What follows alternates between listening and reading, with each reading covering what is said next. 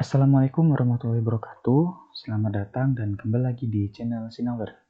Baik, pada video kali ini kita akan membahas soal dari tes CPNS, yaitu tes SKD, yang mana salah satunya tes TU CPNS. Oke, tanpa berlama-lama kita langsung saja masuk ke contoh soalnya.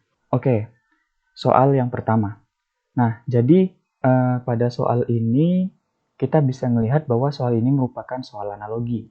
Nah, dalam soal analogi ini, biasanya itu kita diminta untuk menemukan kata yang memiliki hubungan yang sama gitu. Jadi, dengan dua kata yang sudah diketahui ya. Nih, dua kata ini sudah diketahui. Jadi, kita mencari hubungannya nih, yang ini dengan yang ini gitu. Nah, pada soal ini, kita bisa melihat di sini ada kata asing, ada kata lokal, dan ada kata domestik. Nah, di sini kita lihat bahwa lokal ini itu menunjukkan ke arah yang mana dia itu sesuatu yang berasal dari tempat yang sama. Jadi, tempat yang sama ya. Tempat yang sama. Nah, sementara domestik ini, itu dia sesuatu yang berasal dari dalam negeri. Dari dalam negeri. Nah, sementara di sini ada kata asing. Kata asing ini dia sesuatu yang berasal dari tempat yang berbeda gitu, atau tidak berasal dari tempat yang sama gitu, atau ya asing lah gitu, tidak dari tempat yang sama. Tuh, nah jadi kita perlu tahu nih kira-kira apa sih yang mungkin memiliki kesamaan nih antara dua kata ini yang bisa kita isi untuk menjawab titik-titik ini. Nah, untuk menjawab ini kita perlu tahu juga nih makna dari masing-masing pilihan ini itu apa.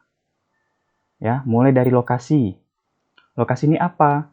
Lokasi ini dia menunjukkan tempat atau kedudukan. Dia lebih ke menunjukkan tempat ya atau kedudukan. Nah, gitu. Kemudian ada kata manca. Ya, manca ini dia menunjukkan sesuatu yang berasal dari luar negeri. Ya, berasal dari luar negeri. Dari luar negeri. Kemudian ada tradisional. Tradisional ini apa? Ya, tradisional ini berarti dia ya semacam sesuatu yang tidak modern lah gitu, tidak modern. Tidak modern. Kemudian ada domain. Domain ini dia menunjukkan ruang lingkup ya, ruang lingkup atau wilayah. Kemudian di sini ada daerah, dia berarti sebuah wilayah atau kawasan. Jadi mana sih yang cocok dengan kata asing ini? Jika kita melihat perbandingannya yaitu antara lokal dengan domestik. Ya, jadi kalau kita melihat dari makna dari setiap kata yang di sini, yang cocok dengan asing ini, jika kita berpanduan pada lokal dan domestik, itu adalah manca. Ya, kenapa? Gini, lokal ini merupakan tempat yang sama atau berasal dari tempat yang sama atau mungkin ya gak asing lah gitu atau mungkin lokal lah ya. Kita sama-sama tahu lokal itu apa gitu. Kemudian ini domestik. Domestik ini dalam negeri. Berarti ada hubungannya antara dalam negeri, berarti dia sesuatu berhubungan dengan lokal gitu. Nah, kemudian apa sih yang berhubungan dengan asing? Nah, dari pilihan ini yang paling cocok untuk berhubungan dengan asing itu adalah manca. Yang mana manca ini merupakan sesuatu yang berasal dari luar negeri, sementara asing ini tidak berasal dari tempat yang sama. Gitu. Berarti jawabannya adalah manca. Nih, manca ya. Oke, kita lanjut ke soal berikutnya. Oke, masih di soal analogi. Ya, teman-teman. Nah, jadi untuk mengerjakan soal analogi ini, intinya kita harus banyak tahu makna dari setiap kata, banyak tahu mengenai KBBI lah gitu. Mungkin caranya ya teman-teman bisa banyak membaca atau segala macam lah seperti itu untuk bisa mengerjakan dengan mudah soal-soal analogi seperti ini gitu. Nah, di sini bisa kita lihat ya. Ini gampang ya. Jadi ini ada air dan cemar. Ya, katanya sudah ada yang lengkap gitu ya. Dua kata ini air dan cemar, kemudian ini ada pakaian. Kira-kira apa ya di sini yang cocok? Di sini ada daki, jorok, cemong, bersih, kumuh. Nah, gitu ya. Nah, di sini kita lihat bahwa daki ini sama-sama kita tahu daki ini adalah kotoran, kotoran yang melekat pada kulit ya. Kotoran pada kulit. Tuh. Kemudian di sini ada kata jorok ya. Yang mana jorok ini sesuatu yang ini ya, yang kotor, sesuatu yang kotor yang ada pada tempat atau pakaian ya. Kotor pada tempat atau pakaian.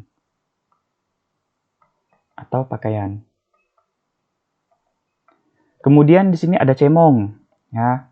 Cemong ini kotoran yang melekat pada sesuatu gitu. Atau misalnya cemong tuh kayak pada muka atau habis makan kan cemong gitu ya. Tuh. Kemudian ada bersih ya. Bersih kita tahu lah bersih gitu ya. Berarti sesuatu keadaan yang nggak kotor gitu. Kemudian ada kumuh, yang mana ini keadaan atau tempat ya, tempat yang kotor atau tidak terawat gitu ya. Nah, terus mana yang cocok untuk pakaian? Nah, kita lihat di sini. Di sini ada air dengan cemar gitu. Nah, air dan cemar ini mencerminkan adalah kotor dan tidak layak untuk digunakan. Jadi, artinya apa? Di sini kita melihat bahwa air yang cemar berarti air yang kotor dan tidak layak untuk digunakan. Nah, gitu. Nah, begitu juga. Berarti ini sama dengan pakaian. Berarti pakaian yang kotor atau tidak layak untuk dipakai. Berarti apa yang cocok untuk kata pakaian ini? Yang cocok untuk pakaian ini adalah kata jorok. Karena dia adalah kotor, yang mana kotor ini pada tempat atau pakaian. Jadi, lebih tepatnya yaitu jorok. Kenapa nggak daki? Kenapa nggak cemong gitu? Kenapa nggak kumuh? Karena daki ini biasanya kotoran yang ada pada kulit gitu. Kalau pada pakaian itu kurang pas gitu, kurang cocok gitu. Terus cemong itu kan jorok ya, tapi ya dia ini pada melekat pada sesuatu ya, contohnya kayak di muka, habis makan gitu kan ada cemong kayak gitu segala macem. Nah kemudian ada kumuh. Kumuh ini menunjukkan tempat yang kumuh, jorok segala macam.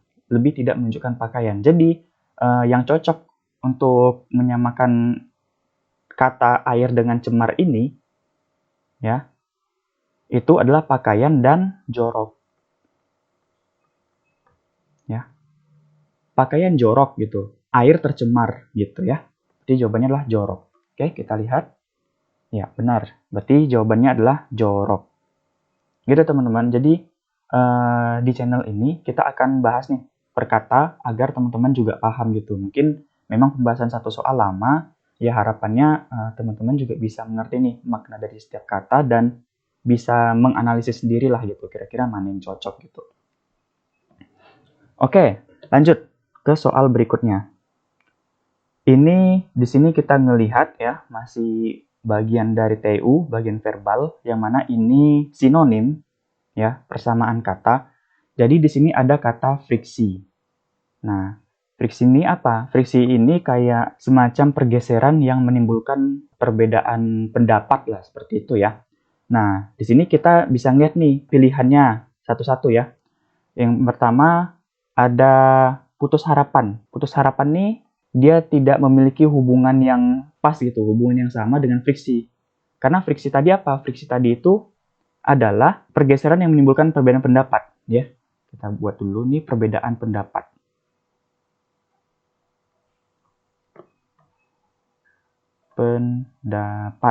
Nah, kalau putus harapan ini ya lebih ke arah ya udah putus harapan, gak ada harapan lagi gitu. Kemudian tidak berdaya. Tidak berdaya juga kurang tepat ya. Tidak berdaya itu kurang tepat. Kenapa? Karena tidak berdaya ini lebih menunjukkan ke arah perasaan yang tidak memiliki kekuatan gitu atau kemampuan untuk bertindak gitu. Dia ya perasaan tidak mampu gitu, tidak mampu. Kemudian ada perpecahan ya. Nah, perpecahan ini lebih mengarah kepada ya itu perbedaan pendapat. Perbedaan gitu.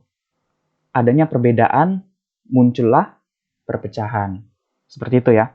Kemudian frustasi. Nah, frustasi ini merupakan ya perasaan tidak senang gitu atau kecewa gitu, kecewa.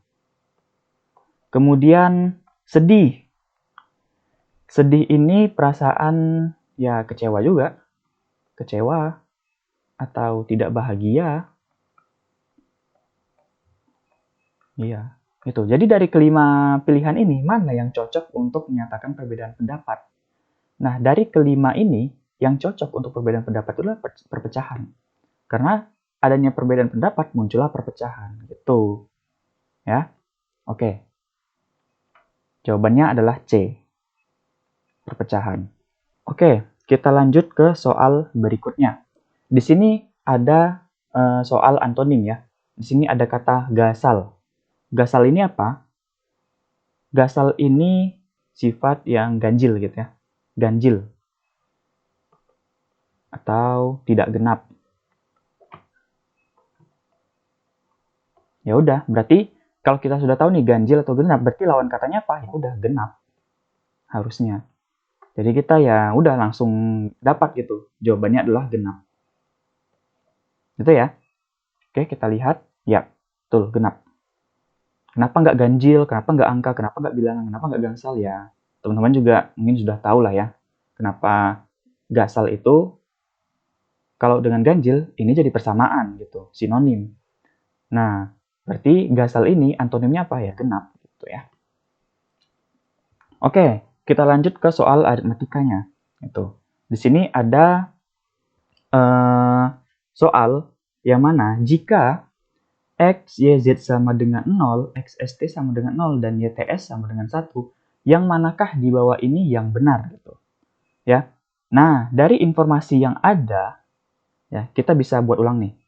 X, Y, Z itu sama dengan 0, X, S, T sama dengan 0, Y, T, S itu sama dengan 1.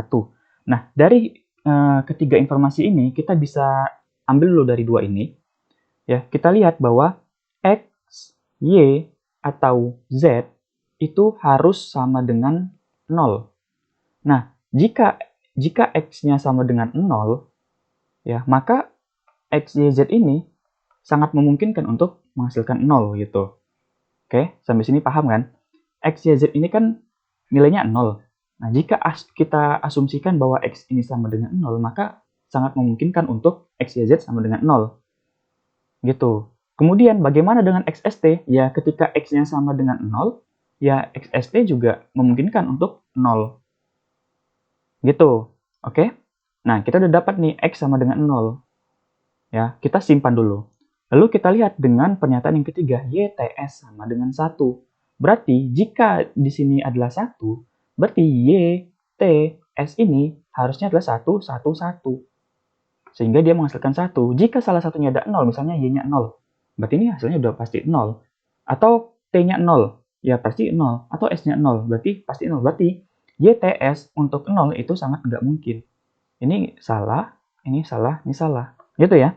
Nah, berarti yang memungkinkan untuk benar dari ketiga pernyataan ini adalah X sama dengan 0. Lalu kenapa Z? Z ini bisa saja 0, tapi bisa saja 1. Kenapa?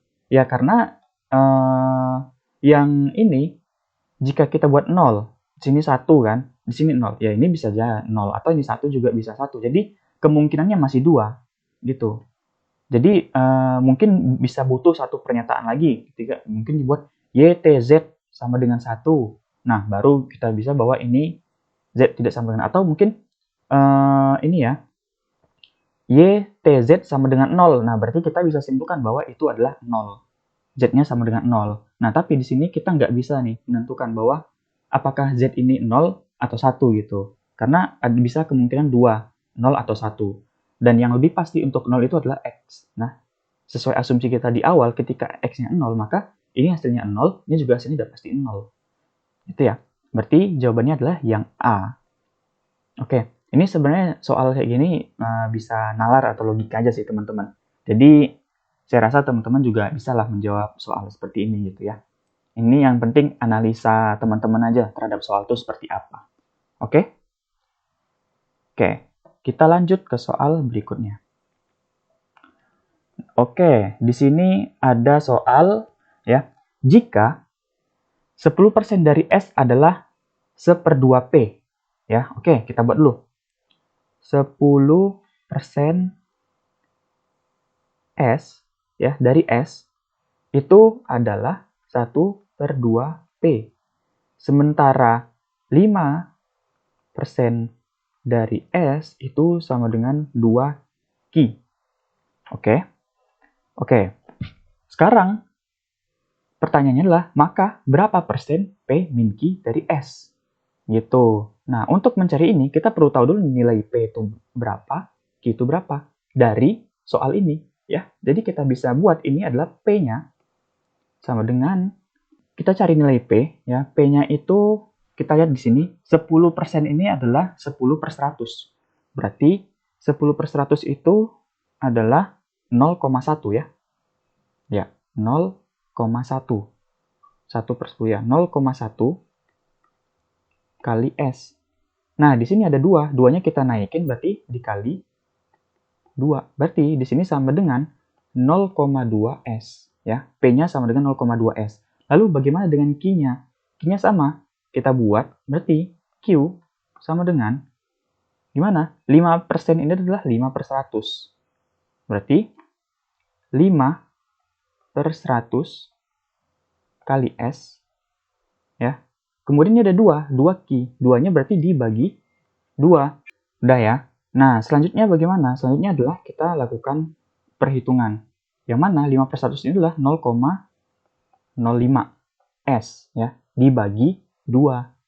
Berapa 0,05 S dibagi 2? Hasilnya itu adalah 0,025 ya. Berarti 0,025 S. S ya. Oke, ini adalah Q. Kita udah dapat nih P-nya segini, Q-nya segini. Gitu. Lalu bagaimana selanjutnya? Selanjutnya adalah kita lakukan perhitungan P min Q dari S ya. Berarti P min Q itu sama dengan P-nya berapa? 0,2 S dikurang 0,025 S. Itu berapa? Gitu. Ayo, berapa? 0,2 ya kan, 0,2 S dikurang 0,025 S gitu. Berapa hasilnya? Hasilnya adalah 0,175 S. Nah, P min Q-nya itu adalah 0,175 S. Nah, loh ini udah dapat. Lalu kok jawabannya nggak ada gitu? Jawabannya kok nggak ada? Iya nggak ada, karena di sini dalam bentuk persen. Jadi kita harus merubah 0,175 ini menjadi persen. Bagaimana caranya? Ya udah tinggal dikali 100. Jadi di sini ya, P min Q sama dengan 0,175 S. Itu kita kalikan 100%. Ya, jadi sama dengan 17,5% S. Nah, gitu ya. Jadi jawabannya adalah 17,5% S. Ya, jawabannya adalah yang C. Itu. Oke, sampai sini paham? Kita lanjut ke soal berikutnya. Oke, soal selanjutnya. Nah, ini soalnya termasuk mudah sih ya. Oke, kita lihat ya. Di sini ada soal sediakan kawat sepanjang 8 meter ya. Diketahui ada kawat nih. Kawat sama dengan 8 meter. Untuk membuat model kerangka balok dengan ukuran panjangnya adalah 20 cm. Kita mau balok ya. Dengan panjangnya sama dengan 20 cm. Kemudian lebarnya sama dengan 17 cm.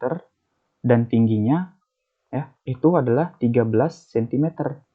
Nah, lalu yang ditanya adalah berapa banyak model balok yang dihasilkan adalah.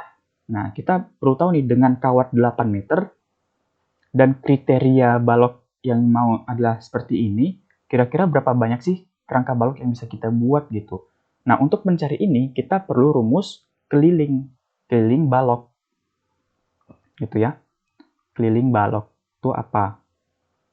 Itu. Keliling balok itu adalah 4 kali panjang tambah lebar tambah tinggi.